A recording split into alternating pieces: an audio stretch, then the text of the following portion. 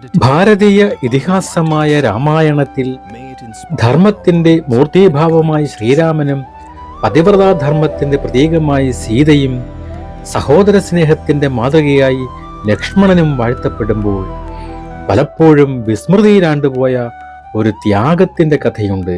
അത് ലക്ഷ്മണന്റെ പത്നിയും സീതയുടെ അനുജത്തിയുമായ ഊർമിളയുടേതാണ്. വാത്മീകി രാമായണത്തിൽ വളരെ കുറച്ചു മാത്രം പരാമർശിക്കപ്പെടുന്ന ഊർമിള തെന്നിന്ത്യൻ നാടോടിക്കഥകളിലും പ്രത്യേകിച്ച് കേരളത്തിലെയും ആന്ധ്രയിലെയും മുത്തശ്ശി കഥകളിലും ഗ്രാമീണ ഗാനങ്ങളിലും സവിശേഷമായ ഒരു സ്ഥാനം അലങ്കരിക്കുന്നു. 14 വർഷക്കാലം ഭർത്താവിനെ പിരിഞ്ഞ് കൊട്ടാരത്തിനുള്ളിൽ തപസ്വിനിയെപ്പോലെ ജീവിച്ച ഊർമിളയുടെ കഥ ത്യാഗത്തിന്റെ മറ്റൊരു മുഖമാണ് വെളിപ്പെടുത്തുന്നത്. ഊർമിളാനിദ്ര എന്ന സവിശേഷമായ ആശയത്തിലൂടെ ഭർത്താവിന്റെ ധർമ്മപരിപാലനത്തിനായി സ്വന്തം ജീവിതം തന്നെ സമർപ്പിച്ച ഈ രാജകുമാരിയുടെ ജീവിതകഥ വായ്മൊഴി വഴക്കങ്ങളിലൂടെയും പിൽക്കാല സാഹിത്യങ്ങളിലൂടെയും എങ്ങനെ വികസിച്ചു എന്ന് പരിശോധിക്കുകയാണ് ഈ വീഡിയോയുടെ ലക്ഷ്യം. ഈ വീഡിയോ ഊർമിളയുടെ ജനനം മുതൽ മരണം വരെയുള്ള ജീവിതത്തെ ലഭ്യമായ ഗവേഷണ ശകലങ്ങളുടെയും നാടോടി ഐതിഹ്യങ്ങളുടെയും അടിസ്ഥാനത്തിൽ വിശകലനം ചെയ്യുന്നു. വാത്മീകി രാമായണത്തിലെ മൗനത്തിൽ നിന്ന് മുത്തശ്ശി കഥകളിലെ വാചാലമായ വൈകാരികതയിലേക്ക് ഊർമിള എങ്ങനെ വരുന്നു എന്നത് ഈ വീഡിയോ ചർച്ച ചെയ്യുന്നു. മിഥിലാപുരിയിലെ രാജാവായിരുന്ന ജനകന്റെയും രാജ്ഞി സുനയനയുടെയും യഥാർത്ഥ മകളായാണ് ഊർമിള ജനിച്ചത്. സീത ഭൂമിദേവിയുടെ പുത്രിയായി ഉഴവുചാലിൽ നിന്ന് ലഭിച്ച ദത്തുപുത്രിയാണെങ്കിൽ ഊർമിള ജനകരാജാവിന്റെ ഔരസപുത്രിയാണ്. പുരാണങ്ങൾക്കും ഐതിഹ്യങ്ങൾക്കും അനുസരിച്ച് ആദിശേഷന്റെ പത്നിയായ നാഗലക്ഷ്മിയുടെ അവതാരമായാണ് ഊർമിള കണക്കാക്കപ്പെടുന്നത്. ഗർഗസംഹിതയിൽ ക്ഷീരസാഗരത്തിന്റെ മനുഷ്യരൂപമായാണ് ഊർമിളയെ വിശേഷിപ്പിക്കുന്നത്. അനന്തശേഷൻ മഹാവിഷ്ണുവിന് ശയ്യ ഒരുക്കുന്നത് പോലെ ലക്ഷ്മണന്റെ സേവനങ്ങൾക്ക് താങ്ങായി നിൽക്കുക എന്നതായിരുന്നു ഊർമിളയുടെ അവതാര ലക്ഷ്യം. കേരളത്തിലെയും ദക്ഷിണേന്ത്യയിലെയും പരമ്പരാഗത കഥകൾ പ്രകാരം സീതയും ഊർമിളയും തമ്മിലുള്ള ബന്ധം വളരെ ആഴമേറിയതായിരുന്നു. സീത ക്ഷമയുടെയും സഹനത്തിന്റെയും രൂപമാണെങ്കിൽ ഊർമിള ബുദ്ധിയുടെയും കരയുടെയും പ്രതീകമായിരുന്നു. സഹോദരിമാരായ മാണ്ഡവിയും ശ്രുതകീർത്തിയും ഇവർക്കൊപ്പം വളർന്നു. മുത്തശ്ശിക്കഥകളിൽ ഊർമിളയെക്കുറിച്ച് പറയുന്ന ഏറ്റവും പ്രധാനപ്പെട്ട കാര്യം അവൾ ഒരു ചിത്രകാരിയായിരുന്നു എന്നതാണ്. കൊട്ടാരത്തിലെ ചുമരുകളിലും ക്യാൻവാസുകളിലും അവൾ തന്റെ ഭാവനകൾ പകർത്തിയിരുന്നു. വേദങ്ങളിലും ശാസ്ത്രങ്ങളിലും അവൾക്ക് അറിവുണ്ടായിരുന്നു. യാജ്ഞവൽക്കനെ പോലുള്ള ഋഷിവര്യന്മാരിൽ നിന്ന് അവൾ ധർമ്മത്തിന്റെ സൂക്ഷ്മ വശങ്ങൾ പഠിച്ചു. സീതയെ സംരക്ഷിക്കുന്നതിൽ അവൾ എപ്പോഴും ജാഗ്രത പുലർത്തിയിരുന്നു. സീത സൗമ്യശീലയാണെങ്കിൽ സീതയ്ക്കുണ്ടാകുന്ന ചെറിയ വിഷമങ്ങൾ പോലും സഹിക്കാൻ കഴിയാത്ത പ്രതികരിക്കുന്ന സ്വഭാവക്കാരിയായിരുന്നു ഊർമിളയെന്ന് ചില നാടോടി ഗാനങ്ങൾ സൂചിപ്പിക്കുന്നു. വിശ്വാമിത്ര മഹർഷിയോടൊപ്പം രാമനും ലക്ഷ്മണനും മിഥിലയിൽ എത്തിയതാണ് ഊർമിളയുടെ ജീവിതത്തിൽ വഴിത്തിരിവ്. സീതയുടെ സ്വയംവരത്തിൽ രാമൻ ശിവധനുസ് മുറിച്ചതോടെ രാമനും സീതയും തമ്മിലുള്ള വിവാഹം ഉറപ്പിച്ചു. എന്നാൽ ജനകരാജാവ് തന്റെ രണ്ടാമത്തെ മകളായ ഊർമിളയെ ലക്ഷ്മണന് നൽകാൻ ആഗ്രഹിച്ചു. വാൽമീകി രാമായണത്തിൽ ജനകൻ ലക്ഷ്മണനോട് പറയുന്നതായി ഇങ്ങനെ കാണാം: ലക്ഷ്മണ, ഇതാ എന്റെ മകൾ ഊർമിള, ഇവളെ നിന്റെ പത്നിയായി സ്വീകരിക്കുക. ദശരഥന്റെ 4 പുത്രന്മാരും ജനകന്റെയും കുശധ്വജന്റെയും 4 പെൺമക്കളെ വിവാഹം കഴിച്ചു. രാമൻ സീതയെ, ലക്ഷ്മണൻ ഊർമിളയെ, ഭരതൻ മാണ്ഡവിയെ, ശത്രുഘ്നൻ ശ്രുതകീർത്തിയെ എന്നിങ്ങനെയാണ് വിവാഹം കഴിച്ചത്. നാടോടിക്കഥകൾ പ്രകാരം വിവാഹശേഷം അയോധ്യയിലെത്തിയ ഊർമിളയും ലക്ഷ്മണനും തമ്മിലുള്ള ബന്ധം അതീവ ഹൃദ്യമായിരുന്നു. ലക്ഷ്മണൻ ഇപ്പോഴും രാമന്റെ സേവനത്തിൽ ഒഴുകിയിരുന്നെങ്കിലും ലഭിക്കുന്ന അല്പസമയങ്ങളിൽ ഊർമിളയുമായി സ്നേഹം പങ്കിട്ടിരുന്നു. ലക്ഷ്മണന്റെ കോപാകുലമായ സ്വഭാവത്തെ ശാന്തമാക്കാൻ ഊർമിളയ്ക്ക് മാത്രമേ കഴിഞ്ഞിരുന്നുള്ളൂ എന്ന് പറയപ്പെടുന്നു. ലക്ഷ്മണൻ രാമന്റെ നിഴലാണെങ്കിൽ ഊർമിള ആ നിഴലിന്റെ നിഴലായിരുന്നു. അയോധ്യയിലെ കൊട്ടാരത്തിൽ അവർ സന്തുഷ്ടരായി ജീവിച്ചു. ലക്ഷ്മണന്റെ അമ്മയായ സുമിത്രയുമായി ഊർമിളയ്ക്ക് വലിയ അടുപ്പമുണ്ടായിരുന്നു. സുമിത്രയുടെ വിവേകവും ത്യാഗമനോഭാവവും ഊർമിളയെ ആഴത്തിൽ സ്വാധീനിച്ചിരുന്നു. കൈകേയിയുടെ വരദാനത്തിനു വഴങ്ങി ദശരഥൻ രാമനെ 14 വർഷത്തേക്ക് കാട്ടിലയക്കാൻ തീരുമാനിച്ചപ്പോൾ അയോധ്യ മുഴുവൻ ശോകത്തിലാഴ്ന്നു. രാമനോടൊപ്പം സീതയും പോകാൻ തീരുമാനിച്ചു. ജ്യേഷ്ഠനെ പിരിഞ്ഞിരിക്കാൻ വയ്യാതെ ലക്ഷ്മണനും അവരോടൊപ്പം വനത്തിലേക്ക് പോകാൻ തയ്യാറെടുത്തു.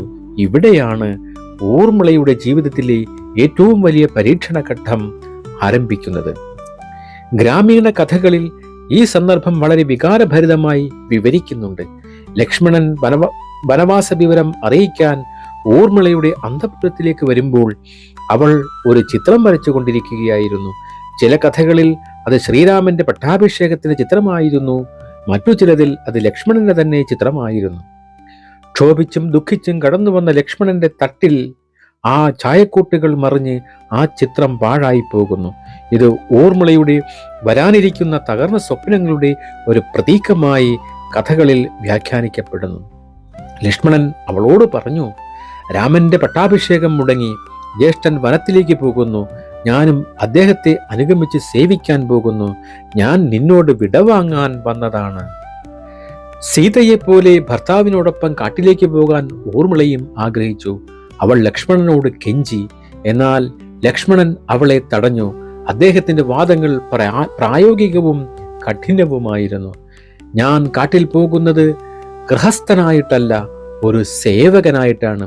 നീ കൂടെ വന്നാൽ എൻ്റെ ശ്രദ്ധ നിന്നിലും ഉണ്ടാകും. രാമനെയും സീതയെയും രാപ്പകൽ ഭേദമില്ലാതെ സംരക്ഷിക്കാൻ എനിക്ക് കഴിയില്ല.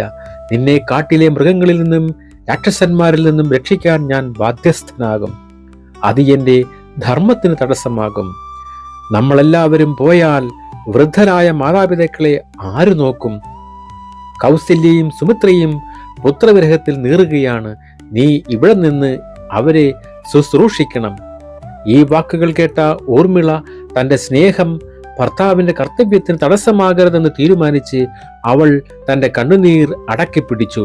ഭർത്താവിനെ യാത്രയാകുമ്പോൾ കരഞ്ഞാൽ അത് അപശകനമാകുമെന്ന് കരുതി അവൾ പുഞ്ചിരിയോടെ, എന്നാൽ ഹൃദയം നുറുങ്ങുന്ന വേദനയോടെ അദ്ദേഹത്തെ യാത്രയാക്കി. ഊർമിളയുടെ കഥയിലെ ഏറ്റവും പ്രധാനപ്പെട്ടതും മുത്തശ്ശിക്കഥകളിൽ മാത്രം കാണുന്നതുമായ അത്ഭുതകരമായ സംഭവമാണ് ഊർമിള നിദ്ര.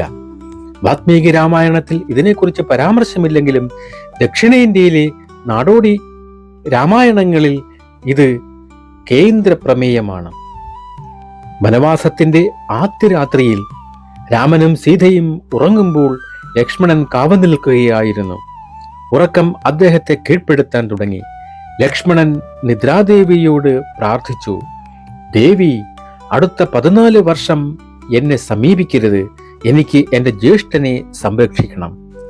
നിദ്രാദേവി പ്രത്യക്ഷപ്പെട്ട് പറഞ്ഞു, പ്രകൃതി നിയമപ്രകാരം ഒരാൾ ഉറങ്ങാതിരുന്നാൽ ആ ഉറക്കം മറ്റൊരാൾ ഏറ്റെടുക്കണം. നിനക്ക് പകരം ആരുറങ്ങും? ലക്ഷ്മണൻ മറുപടി നൽകി, എൻ്റെ പത്നി ഊർമിള അയോധ്യയിലുണ്ട്. അവൾ എൻ്റെ പാതിയാണ്. അവൾക്ക് ഈ ഉറക്കം നൽകുക. നിദ്രാദേവി അയോധ്യയിലെ ഊർമിളയുടെ അടുത്തെത്തി കാര്യം അവതരിപ്പിച്ചു. ലക്ഷ്മണന്റെ കർത്തവ്യ നിർവഹണത്തിന് താൻ കാരണം തടസ്സമുണ്ടാകില്ലെന്ന് ഉറപ്പിച്ച ഊർമിള സന്തോഷത്തോടെ ആ വരം സ്വീകരിച്ചു. എൻ്റെ ഭർത്താവിന്റെ ഉറക്കം കൂടി എനിക്ക് തരൂ. അദ്ദേഹം ക്ഷീണമില്ലാതെ ധർമ്മം പരിപാലിപ്പിക്കട്ടെ എന്ന് അവൾ പറഞ്ഞു. അങ്ങനെ ഊർമിള 14 വർഷക്കാലം നീണ്ടു നിൽക്കുന്ന ഒരു ഗാഠനിദ്രയിലേക്ക് വഴുതി വീണു. ഇത് കേവലം ഉറക്കമായിരുന്നില്ല, മറിച്ച് ഒരു തപസ്സായിരുന്നു. ലക്ഷ്മണൻ കാട്ടിൽ ഉറക്കമില്ലാതെ കാവൽ നിന്നപ്പോൾ ഊർമിള കൊട്ടാരത്തിൽ അദ്ദേഹത്തിനു വേണ്ടി ഉറങ്ങി. ഭാര്യാഭർത്താക്കന്മാർ തമ്മിലുള്ള ആത്മീയ ഐക്യത്തിന്റെ ഉത്തമ ഉദാഹരണമായാണ് ഈ കഥ വാഴ്ത്തപ്പെടുന്നത്. ഊർമിള നിദ്ര എന്ന ഐതിഹ്യത്തിന് പുറമെ സാഹിത്യകൃതികളായ മൈഥിലി ശരൺ ഗുപ്തയുടെ സാകേത്, കാവ്യഖണ്ഡ ഗണപതി മുനിയുടെ കൃതികൾ എന്നിവയിൽ ഊർമിളയെ ഉറങ്ങുന്നവളായല്ല, മറിച്ച് ഉണർന്നിരുന്ന് വേദന അനുഭവിക്കുന്നവളായാണ് ചിത്രീകരിച്ചിരിക്കുന്നത്. ഈ വീക്ഷണം ഊർമിളയുടെ മാനസിക സംഘർഷങ്ങൾക്ക് കൂടുതൽ പ്രാധാന്യം നൽകി. ഭർത്താവ് കാട്ടിൽ കഷ്ടപ്പെടുമ്പോൾ കൊട്ടാരത്തിലെ സുഖസൗകര്യങ്ങൾ അനുഭവിക്കാൻ ഊർമിള തയ്യാറായില്ല. അവൾ രാജകീയ വസ്ത്രങ്ങൾ ഉപേക്ഷിച്ചു, മൃദുവായ കിടക്ക ഒഴിവാക്കി. 14 വർഷം അവൾ കൊട്ടാരത്തിനുള്ളിൽ ഒരു സന്യാസിനിയെപ്പോലെ ജീവിച്ചു. ഋതുക്കൾ മാറി മാറി വന്നെങ്കിലും അവളുടെ മനസ്സിലെ വിരഹവേദനയ്ക്ക് മാറ്റമുണ്ടായില്ല. ഉറങ്ങാത്ത ഊർമിളയെക്കുറിച്ചുള്ള കഥകളിൽ അവൾ തന്റെ സമയം ചെലവഴിച്ചത് ചിത്രരചനയിലായിരുന്നു എന്ന് പറയുന്നു. ലക്ഷ്മണന്റെ രൂപം വരയ്ക്കുകയും അതിനോട് സംസാരിക്കുകയും ചെയ്തിരുന്നു. താൻ വരച്ച ചിത്രത്തിലൂടെ അവൾ ഭർത്താവിന്റെ സാമീപ്യം അനുഭവിച്ചു. രാമൻ സീതയെ കാട്ടിലുപേക്ഷിച്ചപ്പോൾ പിന്നീട് ഉത്തരരാമായണത്തിൽ അതിനെതിരെ ശബ്ദമുയർത്തിയ ഒരേ ഒരു വ്യക്തി ഊർമിളയാണെന്ന് ചില ആധുനിക പുനർവായനകളും കവിതകളും സൂചിപ്പിക്കുന്നു. ധർമ്മത്തിന്റെ പേരിൽ സ്ത്രീകളോട് ചെയ്യുന്ന അനീതിക്കെതിരെ അവൾ പ്രതികരിച്ചു. തന്റെ സ്വന്തം ദുഃഖം മറച്ചുവെച്ച് പുത്രവിരഹത്തിൽ നീറുന്ന കൗസല്യയെയും സുമിത്രയെയും ആശ്വസിപ്പിക്കാൻ ഊർമിള സമയം കണ്ടെത്തി. ദശരഥന്റെ മരണസമയത്തും ഭരതന്റെ തിരസ്കാര സമയത്തും കൊട്ടാരത്തിലെ സ്ത്രീകളുടെ ഏക ആശ്രയം ഊർമിളയായിരുന്നു. സീത ഭർത്താവിനോടൊപ്പം പോയപ്പോൾ ഊർമിള ഭർത്തൃവീട്ടുകാരുടെ ചുമതല ഒറ്റയ്ക്ക് തോളിലേറ്റി. ലങ്കായുദ്ധത്തിൽ രാവണന്റെ മകനായ ഇന്ദ്രജിത്ത് ആയിരുന്നു ഏറ്റവും വലിയ വെല്ലുവിളി. ഇന്ദ്രജിത്തിന് ബ്രഹ്മാവിൽ നിന്ന് ലഭിച്ച ഒരു വരമുണ്ടായിരുന്നു. 14 വർഷം ഉറങ്ങാതെയും ഭക്ഷണം കഴിക്കാതെയും സ്ത്രീമുഖം കാണാതെയും ജീവിച്ച ഒരാൾക്ക് മാത്രമേ ഇന്ദ്രജിത്തിനെ കൊല്ലാൻ കഴിയൂ. ഇത് അസാധ്യമായ ഒരു നിബന്ധനയായിരുന്നു. എന്നാൽ ലക്ഷ്മണൻ ഇതിന് യോഗ്യനായിരുന്നു. ഊർമിള ലക്ഷ്മണന്റെ ഉറക്കം ഏറ്റെടുത്തതിനാൽ അദ്ദേഹം 14 വർഷം ഉറങ്ങിയില്ല. ലക്ഷ്മണൻ ഭക്ഷണം കഴിച്ചിരുന്നില്ല, അല്ലെങ്കിൽ തന്നെ നാമമാത്രമായി കഴിച്ചു. ഇത് ഊർമിളയുടെ തപസ് കൊണ്ട് സാധ്യമായി. സീതയോടൊപ്പം ഉണ്ടായിരുന്നിട്ടും ലക്ഷ്മണൻ ഒരിക്കൽ പോലും സീതയുടെ മുഖത്ത് നോക്കിയിരുന്നില്ല, പാദങ്ങളിൽ മാത്രമേ നോക്കിയിരുന്നുള്ളൂ. അതുകൊണ്ട് യുദ്ധക്കളത്തിൽ ലക്ഷ്മണൻ ഇന്ദ്രജിത്തിനെ വധിച്ചപ്പോൾ അതിന്റെ യഥാർത്ഥ കാരണഭൂത ഊർമിളയായിരുന്നു. ഊർമിള അയോധ്യയിൽ അനുഷ്ഠിച്ച ത്യാഗമാണ് ലക്ഷ്മണന്റെ വിജയത്തിന് പിന്നിലെ ശക്തി. ഇന്ദ്രജിത്തിനെ വധിച്ച അസ്ത്രം ലക്ഷ്മണന്റേതാണെങ്കിലും അതിന് മൂർച്ച നൽകിയത് ഊർമിളയുടെ തപസ്സായിരുന്നു എന്ന് മുത്തശ്ശിക്കഥകൾ സമർത്ഥിക്കുന്നു. 14 വർഷത്തെ വനവാസത്തിന് ശേഷം രാമനും സീതയും ലക്ഷ്മണനും അയോധ്യയിൽ തിരിച്ചെത്തി. അയോധ്യ ദീപങ്ങളാൽ അലങ്കരിക്കപ്പെട്ടു. എന്നാൽ ഊർമിളയുടെ മുറിയിൽ മറ്റൊരു രംഗമായിരുന്നു. ലക്ഷ്മണൻ അയോധ്യയിൽ തിരിച്ചെത്തിയ ഉടൻ നിദ്രാദേവി വീണ്ടും പ്രത്യക്ഷപ്പെട്ടു. 14 വർഷത്തെ കരാർ അവസാനിച്ചിരിക്കുന്നു. ലക്ഷ്മണൻ ഇനി ഉറങ്ങണം, ഊർമിള ഉണരണം. ലക്ഷ്മണൻ തന്റെ കൊട്ടാരത്തിൽ പ്രവേശിച്ചപ്പോൾ 14 വർഷമായി ഉറങ്ങിക്കിടന്ന തന്റെ പത്നിയെ കണ്ടു. ലക്ഷ്മണന്റെ സാന്നിധ്യം അറിഞ്ഞെന്ന പോലെ ഊർമിള കണ്ണുകൾ തുറന്നു. ഐതിഹ്യങ്ങൾ പ്രകാരം അവൾക്ക് 14 വർഷം കടന്നുപോയത് അറിഞ്ഞില്ല. തലേ ദിവസം രാത്രി ഭർത്താവ് യാത്ര പറഞ്ഞിറങ്ങിയതുപോലെയാണ് അവൾക്ക് അനുഭവപ്പെട്ടത്. എന്നാൽ മുന്നിൽ നിൽക്കുന്ന ലക്ഷ്മണന്റെ രൂപം മാറിയിരിക്കുന്നു. ജടയും മരവുരിയും ധരിച്ച യുദ്ധത്തിന്റെ പാടുകളുള്ള ഒരു താപസൻ. ലക്ഷ്മണൻ വികാരാധീനനായി ഊർമിളയുടെ മുന്നിൽ മുട്ടുകുത്തി. എന്റെ വിജയത്തിന്റെ പകുതി നിനക്കുള്ളതാണ്, നീ ഉറങ്ങിയതുകൊണ്ടാണ് എനിക്ക് ഉണർന്നിരിക്കാൻ കഴിഞ്ഞത് എന്ന് അദ്ദേഹം പറഞ്ഞു. വിരഹത്തിന്റെ കണ്ണുനീർ സന്തോഷാശ്രുക്കളായി മാറി. ചില കഥകളിൽ ലക്ഷ്മണൻ അപ്പോൾ തന്നെ ഉറക്കത്തിലേക്ക് വീഴുകയും ഊർമിള അദ്ദേഹത്തിന് കാവൽ നിൽക്കുകയും ചെയ്തു എന്നാണ് പറയപ്പെടുന്നത്. രാമന്റെ പട്ടാഭിഷേകത്തിന് ശേഷം ലക്ഷ്മണൻ കുരുപത എന്ന രാജ്യത്തിന്റെ ചുമതല ഏറ്റെടുത്തു. ഊർമിള അവിടുത്തെ രാജ്ഞിയായി. അവൾക്ക് 2 പുത്രന്മാരുണ്ടായി. ഒരാൾ അംഗദനും മറ്റൊരാൾ ചിത്രകേതുവും. ഈ മക്കൾ പിന്നീട് സ്വന്തം രാജ്യങ്ങൾ സ്ഥാപിച്ചു. അംഗദൻ അംഗദീയ എന്ന രാജ്യവും ചന്ദ്രകേതു ചന്ദ്രകാന്തി എന്ന രാജ്യവും സ്ഥാപിച്ചു. ഊർമിള തന്റെ മക്കൾക്ക് ധീരതയുടെയും ത്യാഗത്തിന്റെയും പാഠങ്ങൾ പകർന്നു നൽകി. രാമരാജ്യത്തിന്റെ അവസാനം ശ്രീരാമൻ തന്റെ അവതാര ലക്ഷ്യം പൂർത്തിയാക്കി സരയൂ നദിയിൽ ഇറങ്ങി മഹാസമാധി അടയാൻ തീരുമാനിച്ചു. ലക്ഷ്മണൻ അതിനു മുൻപേ തന്നെ സരയുവിൽ ജീവാർപ്പണം ചെയ്തിരുന്നു. ലക്ഷ്മണന്റെ വേർപാടിന് ശേഷം ഊർമിളയും ജീവിതം അവസാനിപ്പിക്കാൻ തീരുമാനിച്ചു. ഭർത്താവിനോടും രാമനോടുമുള്ള ഭക്തിയോടെ അവളും സരയൂ നദിയിൽ ലയിച്ച് തന്റെ യഥാർത്ഥ രൂപമായ നാഗലക്ഷ്മിയിലേക്ക് മടങ്ങിപ്പോയി എന്ന് വിശ്വസിക്കപ്പെടുന്നു. രാമായണത്തിൽ ഊർമിള എന്നത് വെറുമൊരു കഥാപാത്രമല്ല, അതൊരു അനുഭവമാണ്. വനത്തിൽ പോയി കഷ്ടപ്പെടുന്നതിനേക്കാൾ വലിയ കഷ്ടപ്പാട് പ്രിയപ്പെട്ടവരെ ഓർത്ത് കൊട്ടാരത്തിനുള്ളിൽ ഏകാന്തയായി കഴിയുന്നത് എന്ന് ഊർമിളയുടെ ജീവിതം നമ്മെ പഠിപ്പിക്കുന്നു. മുത്തശ്ശി കഥകളിലെ ഊർമിള നമ്മോട് പറയുന്നത് ഇതാണ്: യഥാർത്ഥ സ്നേഹം എന്നത് കൂടെ നടക്കുന്നതല്ല, മറിച്ച് ദൂരത്തെ ആയിരുന്നാലും പ്രിയപ്പെട്ടവന്റെ ലക്ഷ്യങ്ങൾക്ക് വേണ്ടി സ്വയം എരിഞ്ഞടങ്ങുന്നതാണ്. ലക്ഷ്മണൻ രാമന് വേണ്ടി ജീവിച്ചപ്പോൾ ഊർമിള ലക്ഷ്മണന് വേണ്ടി ജീവിച്ചു, അല്ലെങ്കിൽ ഉറങ്ങി. അയോധ്യയിലെ മണിമാളികയിൽ ഒരു ദീപം പോലെ അവൾ 14 വർഷം നിശബ്ദമായി എരിഞ്ഞു. ആ വെളിച്ചമാണ് ലക്ഷ്മണന്റെ വിജയത്തിന് വഴികാട്ടിയായത്. ഇന്നും ദക്ഷിണേന്ത്യയിലെ ഗ്രാമങ്ങളിൽ ആരെങ്കിലും ദീർഘനേരം ഉറങ്ങിയാൽ ഇതെന്താ ഊർമിള നിദ്രയാണോ എന്ന് ചോദിക്കാറുണ്ട്. ആ ചോദ്യത്തിൽ പോലും നൂറ്റാണ്ടുകൾക്ക് ഇപ്പുറവും മായാതെ നിൽക്കുന്ന ആ മഹാത്യാഗത്തിന്റെ ഓർമ്മയുണ്ട്.